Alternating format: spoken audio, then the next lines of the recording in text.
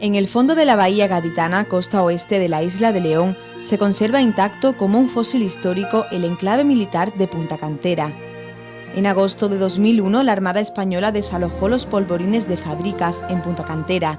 La presión urbana hizo insostenible mantener municiones en un paraje que en su momento fue solitario y seguro, pero que a comienzos del siglo XXI la ciudad de San Fernando lo rodeaba. Aunque técnicamente se cumplían los parámetros de seguridad, políticamente era insostenible y estéticamente inviable. Por tanto, las municiones se almacenaron en lugares más discretos. Con el desalojo de estos polvorines concluyeron 273 años de una historia que comienza en 1728, cuando se iniciaron las tareas para construir los primeros almacenes para la pólvora de Su Majestad de la Bahía. Polvorines que la incipiente flota borbónica necesitaba en esos momentos de crecimiento, es decir, desde las primeras décadas del siglo XVIII, por obvias razones de seguridad, este lugar estuvo restringido al público y esa confidencialidad ha contribuido a que Punta Cantera y su zona de seguridad pasen desapercibidas del devenir histórico que ocurría en la isla de León. Esta circunstancia ha contribuido, por tanto, a que olvidemos su historia y lo que contiene. La llamada Punta Cantera es un promontorio rocoso situado en la costa oeste del actual San Fernando y que se adentra en el seno interior de la bahía, entre Caño Herrera y la playa de la Casería de Ocio. En estos escasos 500.000 metros cuadrados que fueran territorio militar, existen varios elementos de interés histórico. Restos de culturas líticas ubicados temporalmente en la prehistoria reciente. Un alfar romano incluido en el catálogo de yacimientos arqueológicos de la Junta de Andalucía. También se ubicó la casería de Fadricas, que da nombre a toda esta zona que ha sido militar hasta agosto de 2001. Existió un acueducto utilizado para las aguadas desde el siglo XVII, que se denominó Pasaje para las Aguadas de Su Majestad.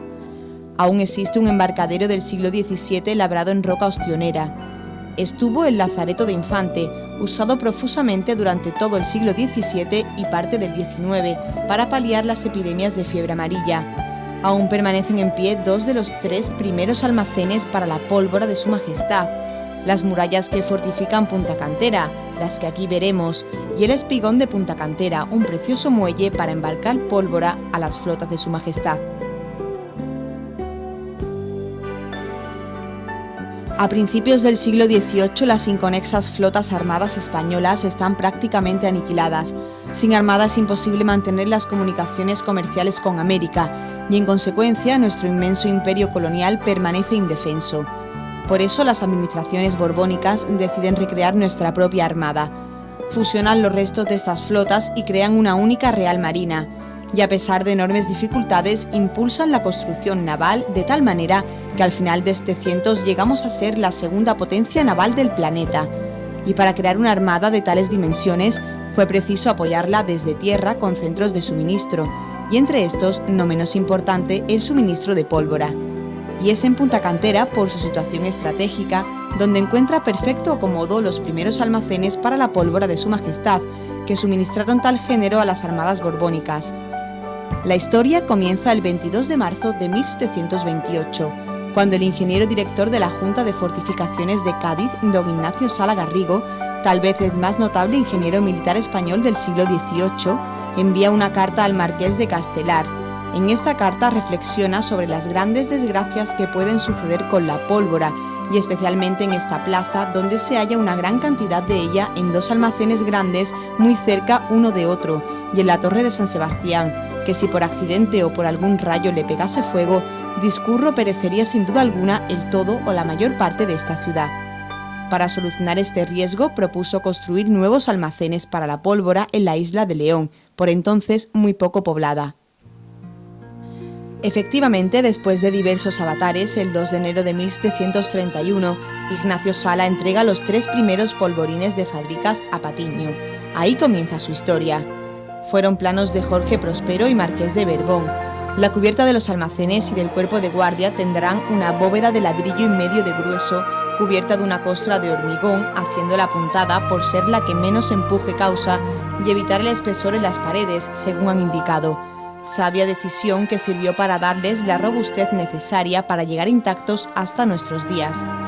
situados en la fachada suroeste de Punta Cantera, cercana a la casería de Fadricas con su muelle y cerca también de la casería de Infante, que se usó buena parte del siglo XVII y XIX como lazareto de observación contra la fiebre amarilla.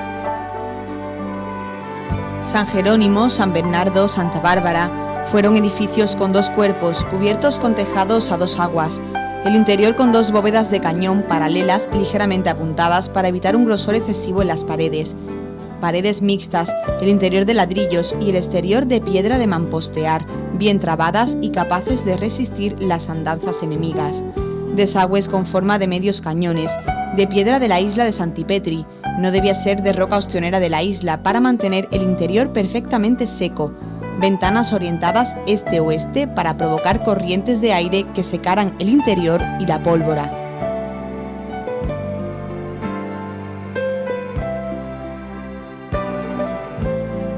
Desde la construcción de los 3 almacenes en la isla de León, la ciudad de Cádiz se liberó del enorme riesgo que representaba el tránsito continuo de pólvora entre el puerto y los almacenes situados por entonces en las inmediaciones del Campo Santo. Esas tareas se trasladaron aquí, a Punta Cantera, en la isla de León, cerca de la casería de Fadricas, el importante núcleo comercial que había surgido en su costa oeste. El peligro desapareció de Cádiz, pero a costa de empeorar las condiciones de trabajo de los artilleros y la maestranza civil que manipulaba la pólvora, porque en el nuevo lugar no existía ningún muelle o pantalán que facilitara el embarque de los barriles de pólvora. Para solucionar esta situación, el comisario general de la Artillería de Marina, don Joaquín Manuel de Villena, el 9 de agosto de 1751 envía al marqués de la Ensenada, secretario de Estado, Hacienda, Guerra, Marina e Indias con Fernando VI, un completo estudio que justificaba la construcción de un muelle en Punta Cantera. Este muelle se utilizaría exclusivamente en el embarco y desembarco de pólvora para los navíos de Su Majestad. Villena proyectó para ello un muelle de 5 metros de ancho y 175 de largo, en cuyo extremo se construiría un baluarte poligonal, capaz de contener los barriles de 2 lanchones y susceptible de artillarse en tiempos de guerra. Enterado el rey, el propio marqués de la Ensenada, de puño y letra, anotó lo siguiente en el expediente: todo esto se enviará a don Jorge Juan para que pase a Cádiz, examine esto y si se ve preciso se haga el muelle que se proyecta. Es decir, la decisión final para construir el espigón de Punta Cantera estuvo en manos de don Jorge Juan y Santa Cilia, ilustre marino y científico de notable prestigio internacional. Finalmente, el proyecto de Villena, posiblemente por dificultades económicas, durmió durante un cuarto de siglo y lo que se construyó solo fue una versión simplificada.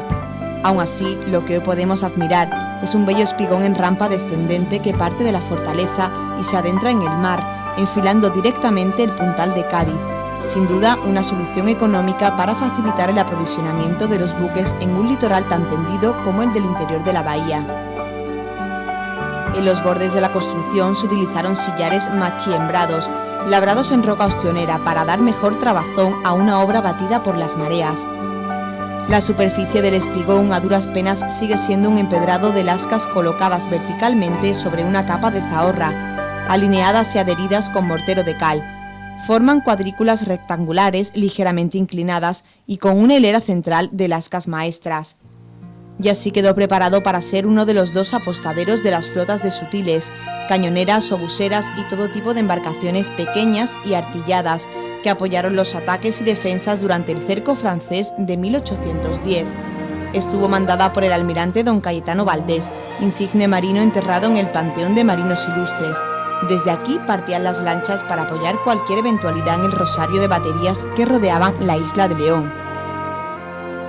A mitad del siglo XIX, según relata Pascual Madoz, el atracadero de Caño Herrera, tradicionalmente usado para el transporte de viajeros en el entorno de la bahía, no podía utilizarse en bajamar a causa de la obstrucción en que se halla por las arenas y cienos movedizos que arrastran las mareas y el abandono con que se mira su indispensable limpia. Por eso utilizó el espigón de Punta Cantera, que aunque ya estaba muy deteriorado para los menesteres de la pólvora, sí era de utilidad para el transporte de personas en bajamar, y así fue languideciendo poco a poco.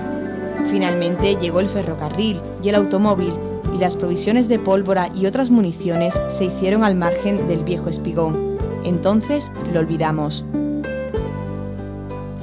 Entre 1777 y 1789 se construyó el baluarte que defendía los polvorines y que, convenientemente artillado, resguardaba el posible ataque enemigo a la carraca. Son lienzos sobre un zócalo de sillares de roca ostionera, unidos con mortero de cal e intersticios zulacados. El zulaque era una pasta de cal, estopa, vidrio molido, aceite de linaza y agua, y enchinadas con pequeños guijarros del mismo tamaño y color, con una cuidada terminación. Los lienzos del suroeste están jalonados por 5 desagües de piedra con forma de medios cañones. Con esta configuración llegó el año 1808 y justo en el extremo de la punta, la más adelantada en la bahía, se instaló una batería de morteros cónicos que bombardeó a la escuadra de Rosilly y que las andanadas francesas destruyeron. Y allí mismo se construyó en 1810 una fortificación artillada que se llamó Reducto Inglés número 22. Los 200 soldados ingleses y portugueses que se alojaron en uno de los polvorines originales, el que hoy no existe, serían la fuerza de choque que se opondría a los franceses si atacaban la costa oeste de la isla de León. Y no solo eso, el espigón de Punta Cantera y el embarcadero de Fadricas se convirtieron en un apostadero de lanchas sutiles artilladas que disuadieron cualquier intento de invasión francesa por este lado. Desde entonces, la Marina de Guerra, cada día más compleja, necesitó ampliar sus instalaciones, pero al mismo tiempo la ciudad crecía a su alrededor, hasta que la presión urbana hizo insostenible la presencia de polvorines en mitad de la bahía. Finalmente, el siglo XXI amaneció con los viejos almacenes para la pólvora de Su Majestad, vacíos de municiones y también vacíos de historia.